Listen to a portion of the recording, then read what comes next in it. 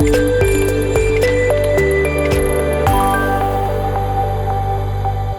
పక్కనే ఉన్న కర్ణాటక రాష్ట్రంలో, తెలంగాణ రాష్ట్రంలో అక్కడున్న ప్రభుత్వాలు జనగణనలో కులగణన కూడా చేపట్టారు. దాన్ని సంపూర్ణంగా అమలు పరుస్తూ ఉన్నారు. అందుకు అనుగుణంగానే తెలంగాణలో స్థానిక సంస్థల ఎన్నికల్లో 42% బీసీలకు రిజర్వేషన్లు కల్పించారు. అదేవిధంగా ఎస్సీ ఎస్టీలకు కూడా వారి జనాభా ప్రాతిపదికన వారికి వాళ్ళ రిజర్వేషన్లు ఇస్తూ ఉన్నారు. మన పక్కనే ఉన్న కర్ణాటక రాష్ట్రంలో ముఖ్యమంత్రి సిద్ధరామయ్య గారు సెప్టెంబర్ 22వ తేదీ నుండి అక్టోబర్ 7వ తేదీ వరకు కులగణన పూర్తి చేసి ఆ తర్వాత సంక్షేమ కార్యక్రమాలు కూడా అమలు చేయాలని ముందుకు సాగుతూ ఉన్నారు. కాబట్టి రాష్ట్రంలో ఉన్న అధికారంలో ఉన్న కూటమి ప్రభుత్వానికి, ముఖ్యమంత్రి చంద్రబాబు నాయుడు గారికి వారందరికి కూడా విజ్ఞప్తి చేస్తూ ఉన్నాం. ఈ రాష్ట్రంలో కూడా కులగణన చేపట్టండి. తద్వారా సంక్షేమ కార్యక్రమాల్లో వారి వారి ఆర్థిక స్థితిగతులను అనుసరించి ఆయా వర్గాలకు సంక్షేమ కార్యక్రమాలు అమలు చేయండి. అదేవిధంగా 3-4 మాసాల కాలంలో స్థానిక సంస్థల ఎన్నికలు నిర్వహిస్తామంటా ఉన్నారు.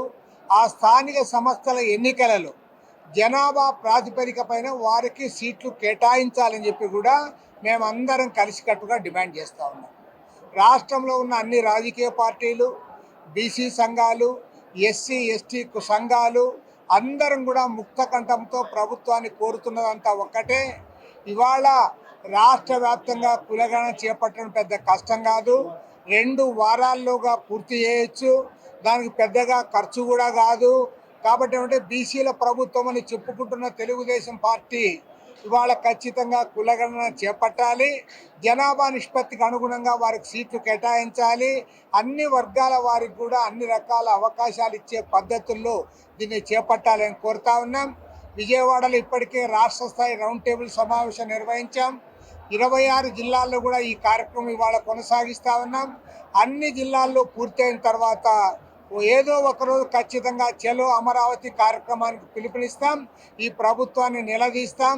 ప్రభుత్వం కులగణన చేపట్టేంత వరకు, దాన్ని పూర్తి చేసేంత వరకు స్థానిక సంస్థల ఎన్నికలు ఆపాలి.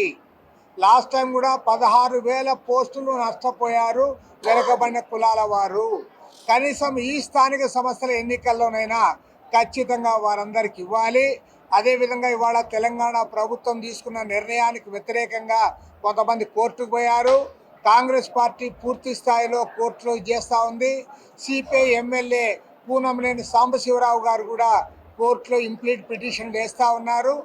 ఖచ్చితంగా ఎస్సీ ఎస్టీ బీసీలకు అండగా అన్ని రాజకీయ పార్టీలు కూడా నిలబడాలని, వారికి న్యాయం జరిగేంత వరకు కూడా వారి పోరాటానికి మద్దతు ఇస్తామని కూడా స్పష్టంగా తెలియజేస్తా ఉన్నాం. తెలుగులో న్యూస్ కి ఫాస్టెస్ట్ యాప్ ఇప్పుడు టోటలీ న్యూ అవతార్లో జస్ట్ 5 seconds లో కంప్లీట్ న్యూస్. సోషల్ మీడియాలో ట్రెండ్స్ కి వన్ స్టాప్ సొల్యూషన్.